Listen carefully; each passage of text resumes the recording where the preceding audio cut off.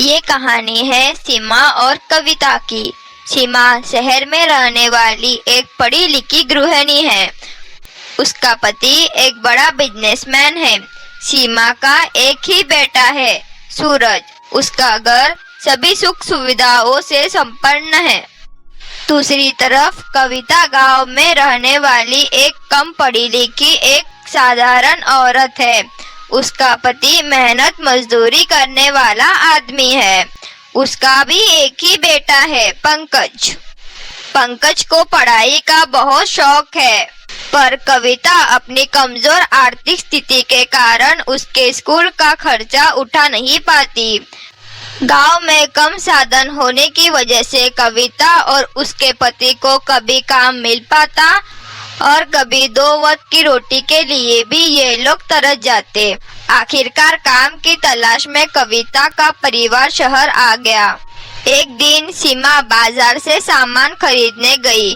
ज्यादा सामान होने की वजह से उसे असुविधा हो रही थी। तभी कविता काम की तलाश में भटकती हुई वहीं से गुजरी।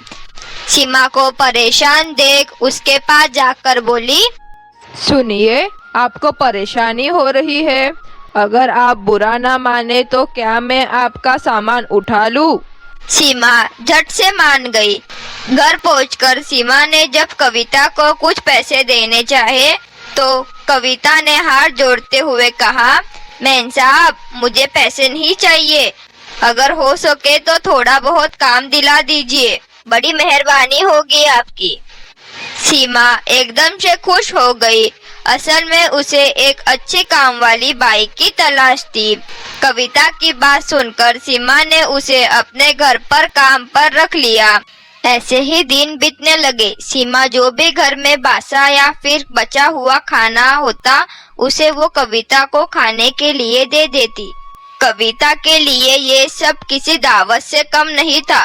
वो खुशी खुशी खाने की चीजें स्वीकार कर लेती और समय समय पर सीमा का एहसान मानते हुए कहती, मेम साहब, आप बहुत दिलवाली है। मुझ पर दया दिखाने के लिए आपका बहुत बहुत धन्यवाद।